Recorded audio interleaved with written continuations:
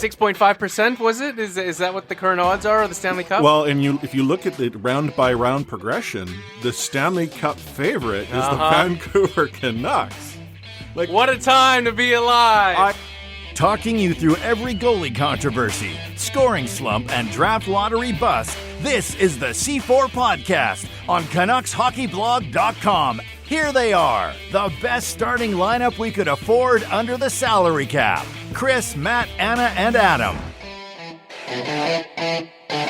Welcome to another episode of the C4 Canucks Hockey Podcast. I'm Chris, she's Anna, and the podcast is brought to you by the both of us. How you doing, Anna? Yeah, I'm okay. It's cooled down a bit, so we're not quite as hot as we were last time we recorded. You're always hot. Thank you, appreciate that. But yeah, up until this weekend, maybe Saturday, it was still pretty scorching. Smoking. Yeah,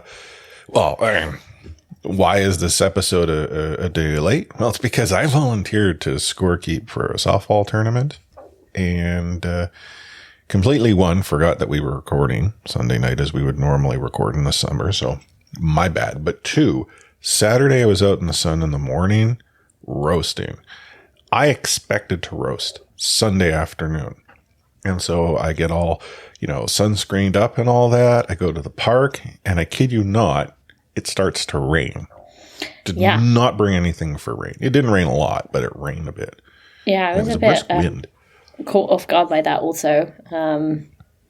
Literally just wearing a dress, no tights, no nothing, and then starts to rain. But I'm just thinking, to persevere. And it was nice to have a little bit of a cooler day, even though I am worried that it's because of smoke. Wildfire smoke. So that's the other thing is there are some major wildfires at play here in our province. I mean, it's Western Canada, throughout Canada, really. I shouldn't even narrow it down to the West. Was it last night? I want to say maybe it was the night before.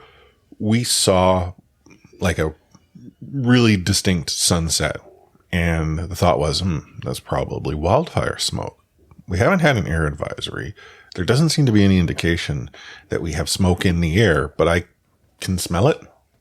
Right. And it wouldn't shock me, right? Like, again, there's some significant wildfires. Just also very bad Vancouver. Highway fire with from a car crash that I think had people stuck on the coke yesterday. So lower mainland problems. Yeah. But we're here not to talk about the weather, though we do that in the summer. We're not here to talk about wildfires, though occasionally we do that during the summer. And we obviously feel for those of our listeners who might be impacted either directly or indirectly with friends and family. But we are here to talk about the Vancouver Canucks. And the Vancouver Canucks have allowed for us to have something to discuss over the course of our episode, which was very, nice of them. I think was it 2 weeks ago we sort of said, wonder what they'll do. Is there anything? Well, they did a few things, so we'll talk about that. We're going to tap into half full, half empty, just kick around, what next? I mean, obviously, we've got a month or so before training camp starts up, and, is the roster complete? Or is there other things that should move or be adjusted to make it more complete? But yeah, I mean, all that and a bag of chips, which apparently is a saying that not too many people are familiar with. I mean, I've heard of it. I wouldn't use it, but I get it. I'm told it's a Canadian thing. Yeah, I don't feel how it's distinctly Canadian, but Canadians, our slang is unique. I mean, every slang is unique in all the geopolitical sense. All the crazy stuff y'all say in the, mother countries. Yeah. And I certainly have my own brand of unique slang. But yeah, I think I've heard that one. I can deduce its meaning. All that in a bag of chips. It's kind of like putting the cherry on top. Regardless, let's rewind. So 2 possible title suggestions that you've included. One is based on the most recent signing. Summer has sprung. Okay. But then the original title, which was based on the signing we thought we would be talking about, with Šilovs, She Loves You, Yeah, Yeah, and I love that title. I just, when I saw it, I'm like, I get it. Yeah, I mean, peek behind the curtain there, yeah. As everyone knows, I love a pun, and once I've figured out what the episode will be about, I try and come up with a pun, and obviously the Šilovs signing came first, so that was immediately what sprang to mind. And it's kind of a shame that chant never really caught on during the playoffs. I hope it does become a thing. But yeah, Summer Sprong was not necessarily my finest work, but... And it's been used by a few podcasts that have I'm sure. recorded over the course of the weekend. So I'm not entirely sure how original that one happens to be. I can't say I've seen anything about She Loves You. But Arturs Šilovs, he has signed or re-signed with the Vancouver Canucks a 2-year deal coming in at $850K per, which is a very tidy piece of business. He's waiver exempt. Therefore, if for some reason he doesn't replicate what he did in the playoffs, or the Vancouver Canucks decide maybe we're going to go in a slightly different direction, he can go down to Abbotsford. I'll be the first to admit, at $850 per, I didn't think the Canucks were going to get it done less than $1 million. I mean, what's 150 million or 150,000 within the context of $1 million? Not a whole lot, but I feel that number is more reasonable than I expected. Yeah, I mean, obviously maybe 6 months ago, like $850K might seem even generous, but with Šilovs' play during the playoffs and essentially stepping up for Vancouver and carrying, a pretty damaged team and making it through to the second round, Game 7, like that's shows that he is pretty key in terms of Canucks goaltending depth. Certainly took the spot off Casey DeSmith in terms of a backup. And when you have a goalie like Thatcher Demko, who one can be fragile, two is very competitive, you need a strong backup. So I think, I think Šilovs proved himself nobly, ably during the playoffs. So I don't think I was too concerned about them getting it done, but it's a cheap number. Well, yeah, getting it done was going to happen. It's the price as to what it took to get it done. Not that Šilovs had a lot of ability to negotiate, but he had the ability not to sign. Yeah. And, we've seen that happen in the NHL. And it is interesting because, you've brought up the waiver exempt thing because before he was signed, when I believe it was when Canucks were announcing the Hronek signing, and it was during that presser, or one of the pressers, one of the signings. And he said, Šilovs waiver exempt, so we're going to do what's best for his development going forward. And you just think, I wonder what Šilovs camp thought of that and whether that was a sticking point in the negotiations. You would have to think that, like you say, he didn't have a ton of leverage, but he wanted to have that, not guarantee, but idea that he's in the Canucks plans as the backup and that he will play a sizable amount of games next year. Yeah, and I also maybe counter that by saying if he's going to play, does being the starter in Abbotsford or the backup in Vancouver matter more? I get that there's some desire to be with the big club, but young goaltenders usually don't enjoy sitting on a bench. They want to actually skate up. Now, to the point you raised, he could be playing considerably more than we've seen backups play, if anything, to keep Thatcher healthy. Yeah, I mean, something has to change, right? We can't see Thatcher playing the amount of games he has been doing. Maybe he's bionic now. Maybe that last injury, they just, they upgraded him. They brought in new parts. I would love that. He comes back better, faster, stronger. Right. Not the first time his mask looks like he's part of Daft Punk. Yeah, He is the $5.25 million man. Isn't that his number? Yeah. Well, I think he's 5. Okay.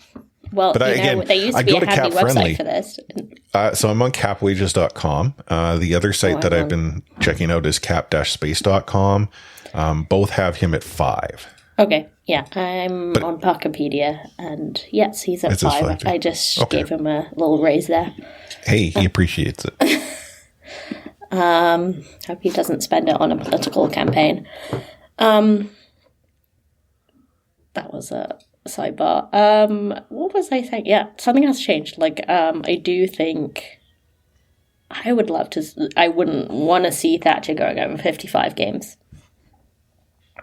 I don't know what number you feel comfortable with, but 80.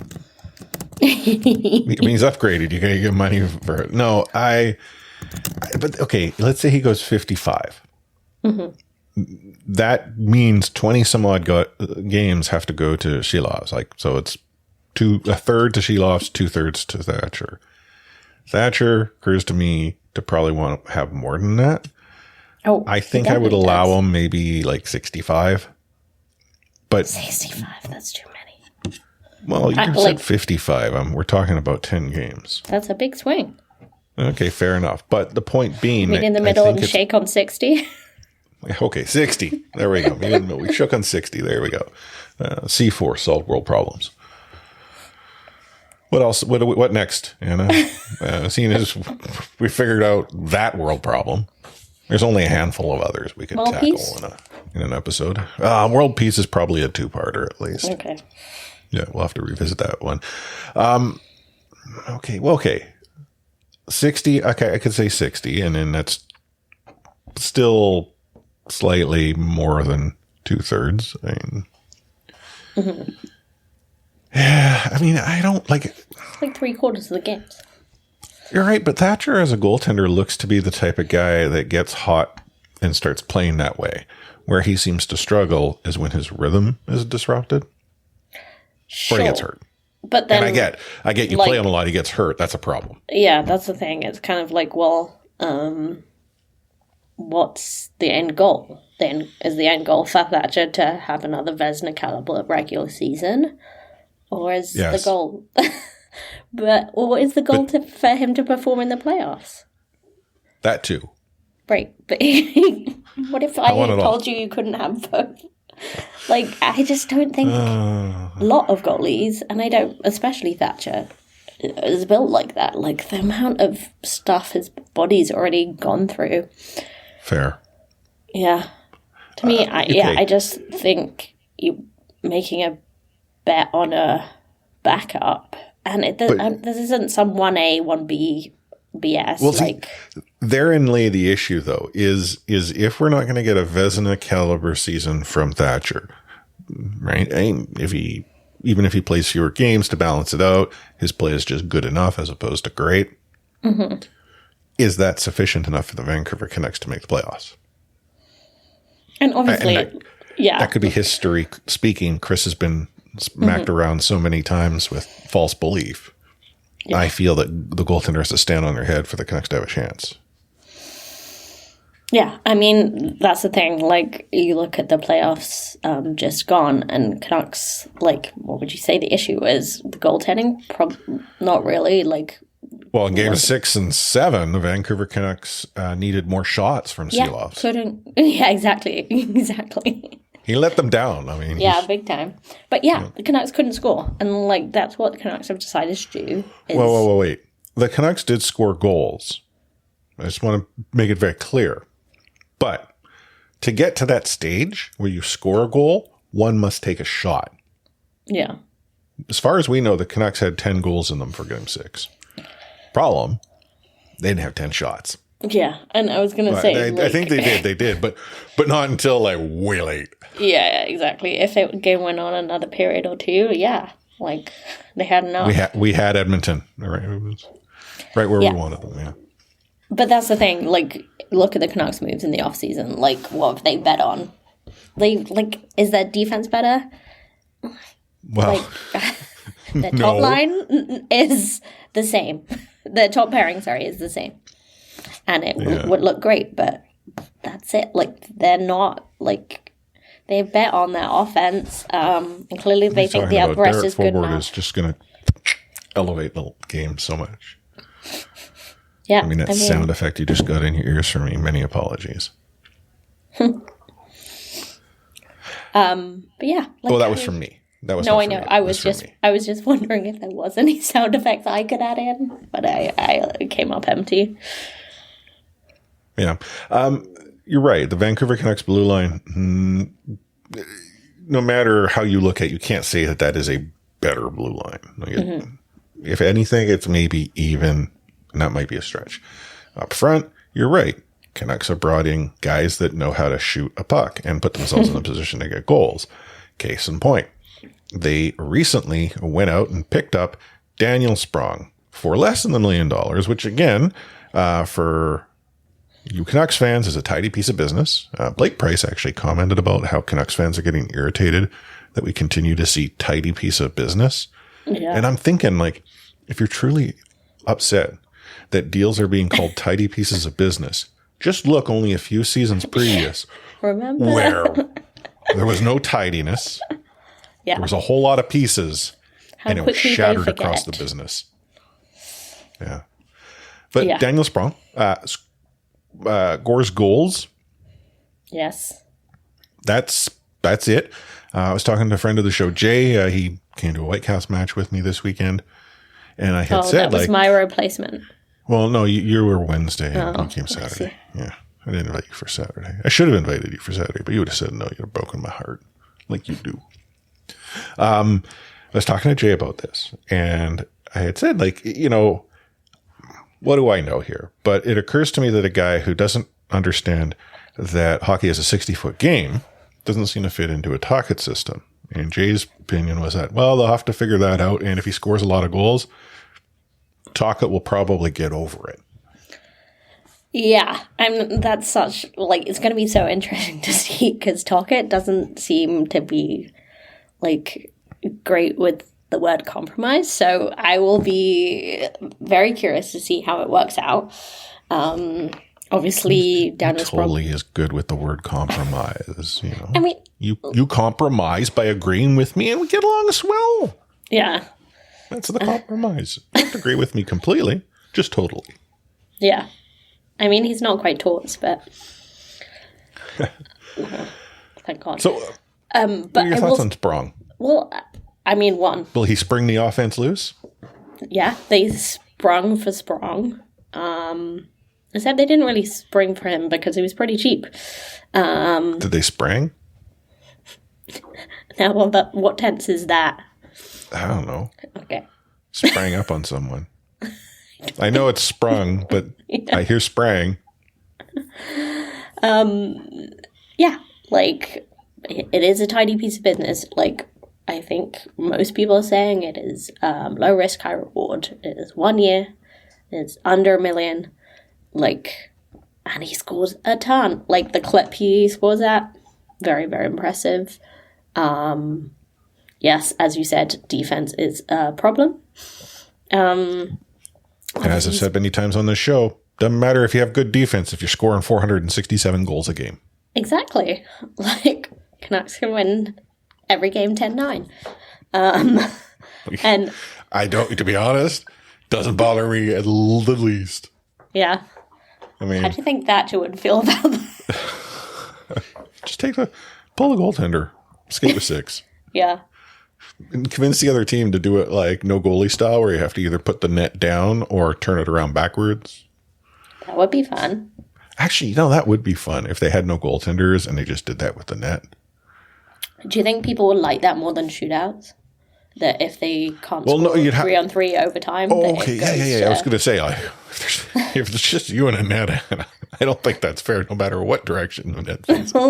But yeah, pull the goaltenders, 3-on-3 hockey, flip the, actually, maybe 4-on-4, because 3-on-3, that game will be over like in 10 seconds. But 4-on-4.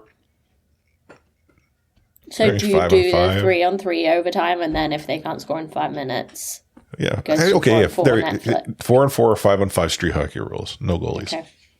Yeah. Anyhow, look, we've solved two things this show, Anna. We are on fire. Yeah. Obviously, I don't think shootout is a problem that needs to be solved, but there we are. But yeah, Daniel Sprong pretty sheltered in his role. You know, just like, don't play the hard minutes, Daniel. We got you. Still got, outscored a lot. But just the efficiency of his shooting and his scoring is just like unmatched, right? Like, so I think it's fine, right? Like, you don't need him to be a defensive whiz. Give the good job boys, or whatever we're calling the no-name line, or whatever we're calling it. They're going to do the matchups. JT Miller and Brock Besser can provide those hard matchup minutes too. Either like throw him on a line with Pedersen occasionally, and then the rest of the time keep him down the lineup, and yeah, throw him on when you need to get go off the ice in time, because he'll Pavel Bure it up. I mean, I don't think he's that bad. And if you don't get that reference, Pavel Bure was known to hang out by the red line. And if he crossed the blue line, it was simply to do a wind-up to take the puck up the ice. Right. But when you're scoring as many goals as Pavel was, no one really cared. The addition of a Sprong takes the Vancouver Canucks into sort of tight cap territory. Now, it's not horrible. They have Tucker Poolman, who ultimately will earn them some LTIR. And with that in mind, the Vancouver Canucks will have a couple $100,000, I think, left to spend. I'm curious, is Sprong the guy that you want to sort of put you into that space, or would you, Anna, have preferred they keep the room so that if they can get a good season going, have a lot to spend come deadline? I mean, to me, I'm kind of happy where they are for now. And there's no room really to do much more. We'll get into that in half full, half empty. Right, exactly. But like, I feel like, I think you got to see where you are. Like, if the defense really becomes a problem before the deadline, then, make some trades load up. But therein lay the issue. The Vancouver Canucks, in spending this money on Sprong, so they, lose that additional value that they would have been earning. Let's say, for argument's sake, $1 million. It's $975,000. Let's say it's $1 million. That $1 million accrues on a daily basis leading up to the cap and becomes space you can use come deadline day. The Canucks have not been in a position to creatively utilize what little cap space they have because of cap trouble come deadline day. And to that effect, they're somewhat at a deficit to other teams that can. Conversely, though, you also want to maximize your cap use to ensure that, every dollar is spent wisely, and teams like, the Golden Knights do that by having players magically get better once the season ends. So, I mean, I'm not suggesting it's a bad deal. Like, if he comes as advertised, scores goals, and the Canucks can mitigate the defensive side of his game that allegedly doesn't exist. Yeah. What do we care? Yeah, I mean, it's interesting. I do, just on that, like, Tocchet seems like a great coach. He has the strange things that have happened, and he has rehabilitated some aspects of different players' games, like JT Miller, like you would say, looks like to rediscovered his game. Not that it complete dropped off under Bruce, but like his give and F was certainly there less until Tocchet came on board. But yeah, Daniel Sprong's 27. Is he gonna magically find defense at 27? Maybe. Like, he's had good conversations. So he had a good conversation. That's enough for me, Anna. That's what he said today. Yeah. So I'm just like, oh yeah, okay. Good for you. Yeah, is he suddenly more committed to defense than he's ever been? Was that the problem? I doubt it. No. And if it hasn't, you're right. If it hasn't shifted yet, it's not going to shift now. Oh, well. All I know is the Vancouver Canucks sprung for sprung. Indeed.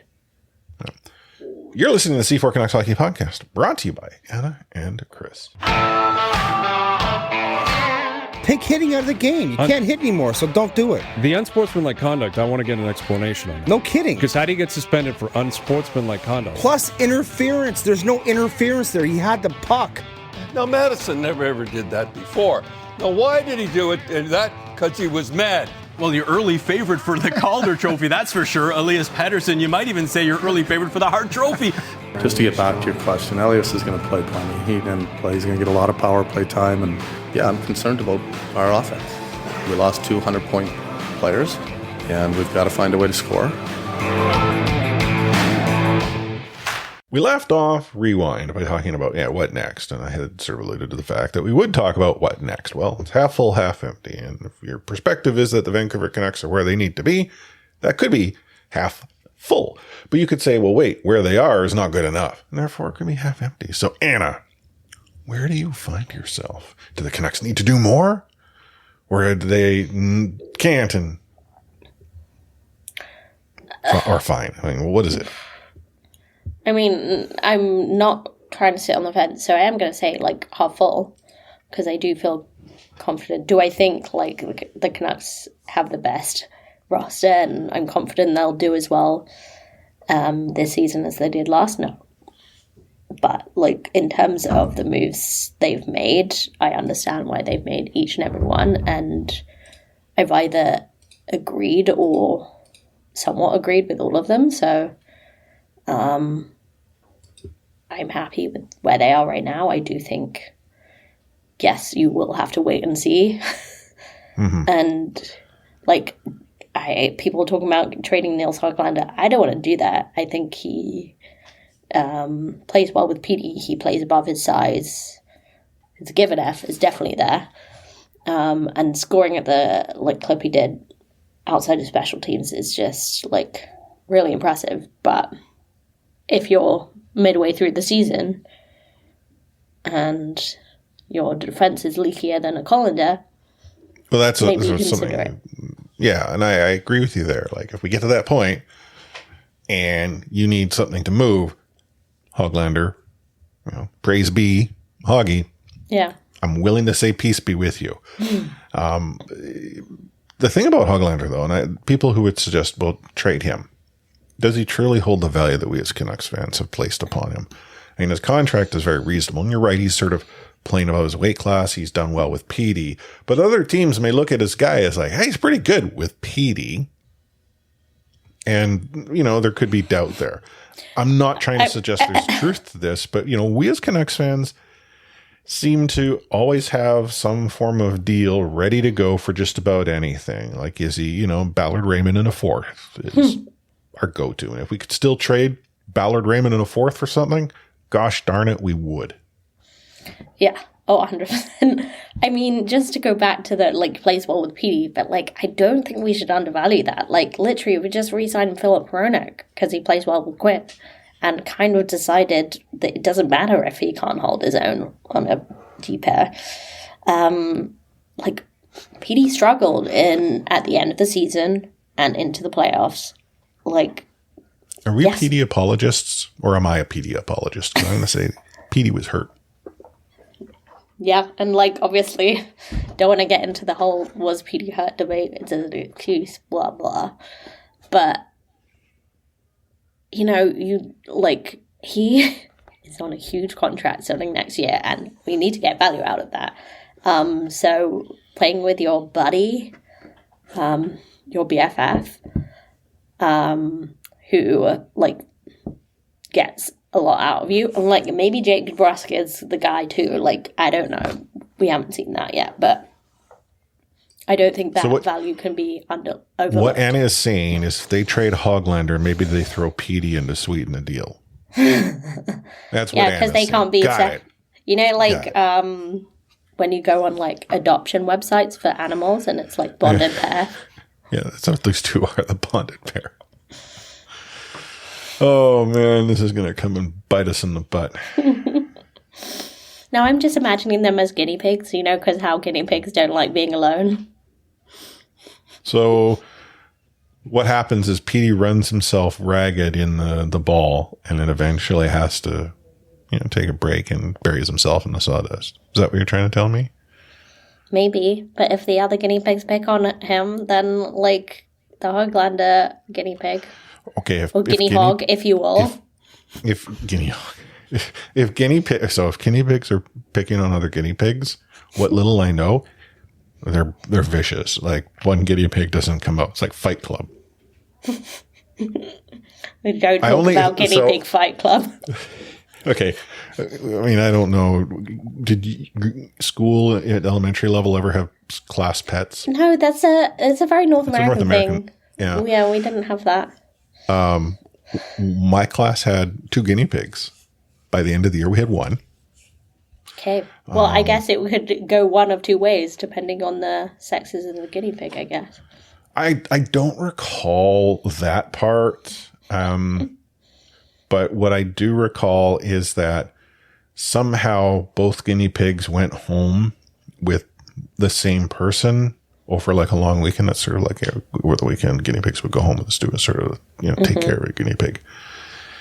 And the person put them together. And right, they both go in, only one comes out. This is bleak. Also, I will say, if you have guinea pigs in London... I'm not suggesting that Petey and Hog go together and only one comes out. Just throw that out there. My sister's guinea pigs kept getting eaten by foxes. That adds up. Foxes are bigger than guinea pigs. Yeah, I mean, obviously they were in a, fenced-off area, but foxes are wily and mean, like raccoons, and they will... Yeah, they're evil. Do foxes eat trash? Because they don't look like pandas. They do eat trash, though. And they also, they are worse than raccoons. What does a fox look like? I mean, Google it. It's red. No. I mean, when you look at a raccoon and someone calls it a trash panda, you're like, yeah, I get it. So what could we call a fox? I don't know. A trash what? Weasel? I don't know. They're bigger than trash weasels. Weasel. There we go. Heard it here on the C4 podcast first. Foxes are trash weasels. But don't you love summer podcasts? As a Londoner, I hate foxes. They're the worst. I don't think I've ever seen a fox. Maybe I have, but not live in the wild. We don't have them here. Or if we do, we don't come to town. Do you know what did come through town, actually, since we last recorded? A bear. Just across the street. Walking along the pathway that borders my daughter's elementary school. In Surrey. That's yeah, in South Surrey. Which apparently bears are around. I mean, that makes sense. But yeah, I'd heard stories of a bear. Didn't realize they actually came through. Anyhow. Speaking of a bear, whatever happened to Ethan Bear? I don't know. Is he still in Washington? I hope he's doing well. What a nice guy. What were we talking about again? Oh, how do we make the Vancouver Canucks better? Yeah. But yeah, I think they go. Do you think they do anything before? I kind of think they do. I couldn't tell you what that would be. And the reason why is that they've gone and started to add these small pieces, again, the tidy piece of business. And there are enough teams that I look at that may want to elevate themselves to the, floor or potentially just above. And the Canucks have some mechanisms that would allow for teams to do this. I do miss the days where the Vancouver Canucks were in a position where they could fleece someone at the cap or over. Those days are long since gone. And that's not this front office's fault. They're hamstrung in that regard. But wouldn't it be cool if the Vancouver Canucks could find a way to creatively help a team and in turn use that newfound space for a tidy piece of business to maybe shore up this blue line or provide just that much more additional depth up front? I mean, yes, obviously. Is there anyone you see as it's hard to see anyone as on the chopping block when we've almost hit a month post free agency and the season hasn't started, but yeah, that's, fair play. Yeah, I could bring back Tanner Pearson. There we go. Problem solved. Is he going to play on the blue line? Yeah, totally. Okay. I mean, like, it's so funny. I think I saw, like, the Daily Hive article about, like, Canucks players or ex-Canucks players who were still free agents or could be in the target. And it's just like Tanner Pearson. Like, he wouldn't come back here, like, unless, he was dragged by his injured hand. I was going to say, dragged? Are you sure that would be sufficient? Yeah. Yeah, he didn't have the best time. Poor guy.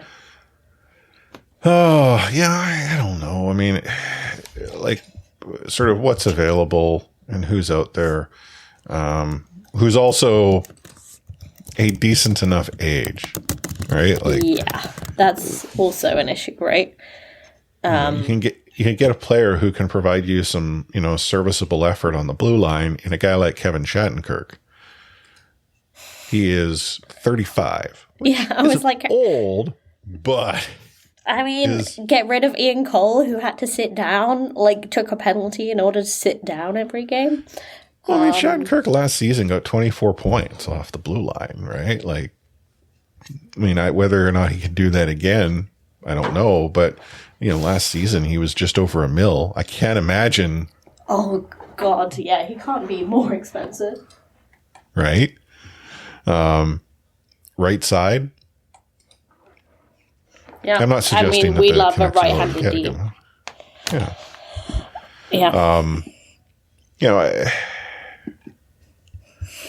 I don't know. I mean, it's peek up behind the curtain. All the lights have gone off in the office I'm in, and I can't turn them back on. So it's is it an alarmed building? Like, are you going to set off the alarm because you're recording a show? No, it's open like 24/7. Are you locked in? Well, no. Do you have food and water? Thank you. I actually do. Like, there are so many snacks here. I could survive. And a couple of really comfy couches. If I needed to sleep here, I could. And I mean, it's an office. I presume there's a washroom. So you're set. I mean, there isn't a washroom like inside the office, so that might be an issue if the door of the office locked. But in a pinch, are there any recycling or garbage containers? Yeah. Anyway, it's fine. It's just, we're very eco-conscious here. Yeah, no, totally get it. The lights have gone off. And Summer show. You have to weirdly turn them on in one specific spot in the office. And I'm totally going to write the description that we talk about. What are foxes related to trash pandas? Whether or not Anna can survive in the office overnight without a washroom. And what's something else we talked about that's off the rails? Like... Stuff happens. Everything. Like, we're talking about serious things, but, like, also... Yeah, it's summer. Yeah, I keep throwing myself, off the rails because it's just what I do. I do it best. Mm-hmm. Anyhow, okay, seriously, though, I don't know, is there anyone out there that you think the Canucks would gravitate towards? I mean, I can't bring anyone to mind, but really, like, I do think it has to be, like, they can't be 35. Like, I don't think we need, like, defensive, like, Jags. We need, like, stalwarts. Like, I'm not saying Chris Tanev, like, not that kind of price tag, but, like, we need someone that can do a job in defense and, like, isn't necessarily going to light the world on fire offensively, but, is fully capable in the back end. But yeah, I feel like they're just gonna wait and see. Like, they've gotta, like, at least give it a couple months. The good old American Thanksgiving deadline. Mm-hmm. And then see, what's out there and see if there's some kind of shoring up they can do. And so to clarify, we're not panicking mid-October, we're panicking end of November. Yeah, okay. Exactly. I know you said American Thanksgiving, but that means something to those who celebrate real Thanksgiving over American Thanksgiving. I mean, one's less politically charged than the other. True that. Now I'm thinking, how many Thanksgivings, geopolitically are there? Like, I mean, it's not like metric imperial here. I think it's just the US and Canada. Like, I mean, you can have harvest festivals in the UK, but they don't call it Thanksgiving. No, but that's the same time as the Canadian Thanksgiving, is it not? Yeah. Like Canadian Thanksgiving is built around the harvest. Yeah. I understand. Yeah, I mean, U.S. Thanksgiving's based around football. Yeah. 7 years ago when the Dallas Cowboys were playing the Philadelphia Eagles. Do you know what score, means? Do you know how many years that is? 4 score? Gosh, I don't know. Score is 20, so 4 score is 80. It doesn't surprise me that a woman who probably would be able to share her weight in stone would know that. I actually have no idea, but no? That's more because I don't weigh myself. I couldn't tell you what weight I am at all. No, but that's the thing. The stone measurement. Yeah. Someone when we were there last had mentioned stone, and I'm like, I'm so sorry, I'm a colonial. What is that in metric? And they repeated themselves. So then I had to qualify that. Could you tell me in kilograms or potentially pounds?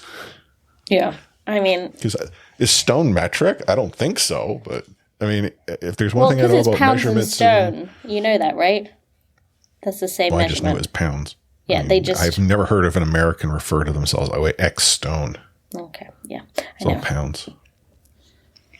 All I know is that Canada goes metric unless there's a flow chart. We have a flow chart, but it's generally metric. United States is imperial because why not? And the United Kingdom is whatever. Yeah. I will say the only thing that annoys me here is the fact that grocery stores are pounds and kilograms. Don't give me my fruit in pounds, how much per pound. I don't know what a pound is.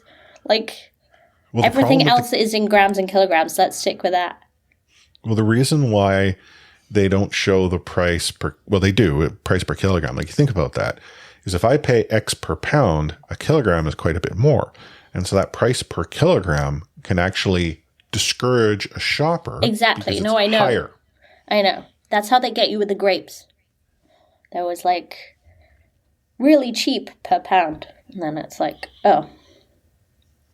But you get 1.2 kilograms.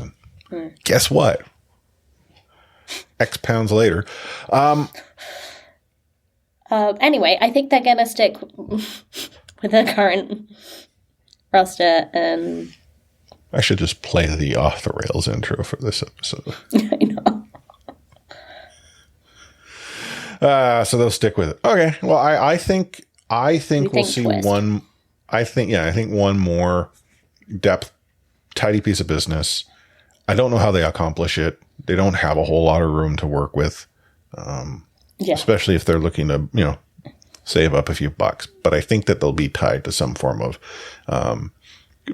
deal to leverage a team who needs help to get up to the floor, as opposed to taking advantage of a team tight against the ceiling.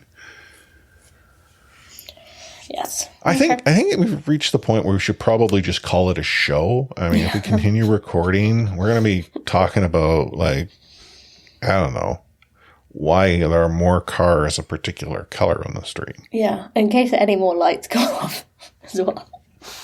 And they get locked in. Well, I mean, as we've discussed, lots of food and snacks, absolutely no washrooms. So, be tough on Anna. Mm-hmm. But here we are, end of a show.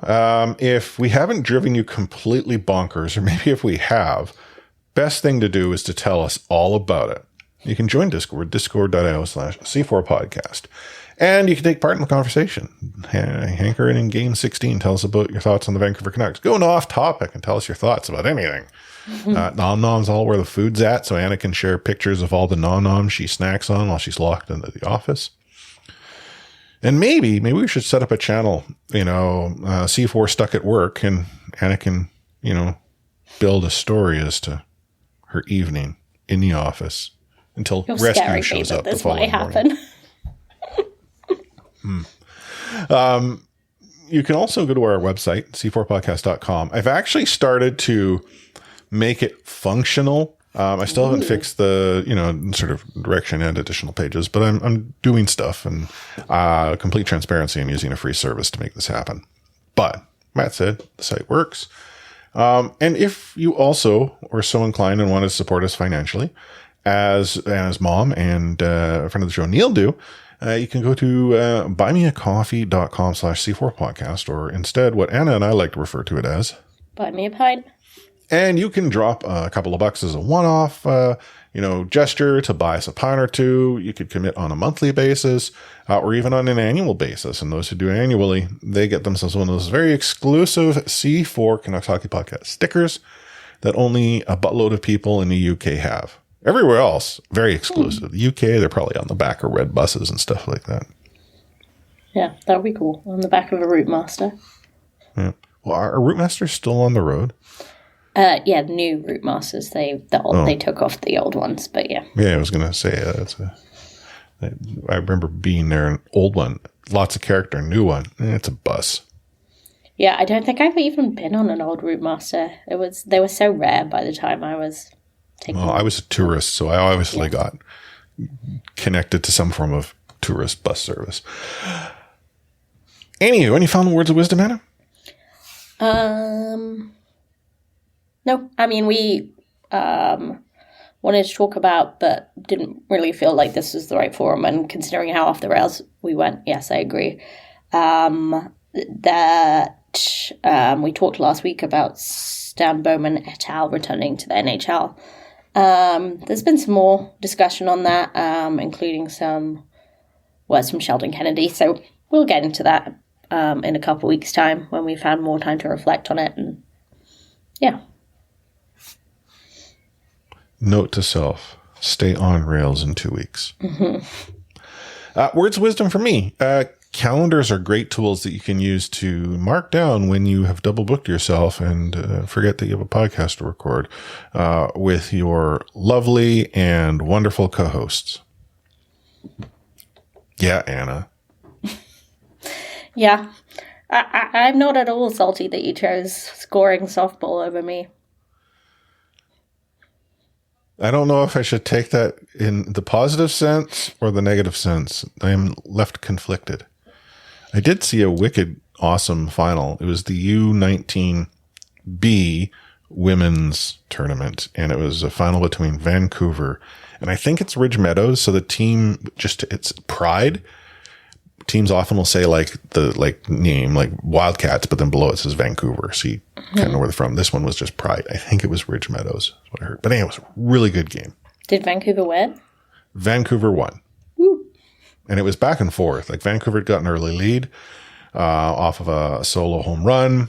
The Pride chipped away and eventually had a home run of their own to take a lead. A year or two later, Vancouver had another 2-run home run, take the lead back, and it was just back. It was great. It was a great game. Really enjoyed it. So, on behalf of Anna, E4C03, myself, Chris at Lightforce, you can find the show at the C4 Podcast on most social media platforms. Except for Threads, we're at the Real C4 Podcast, and all of that can be found at the podcast website, c4podcast.com. With all that said, we out.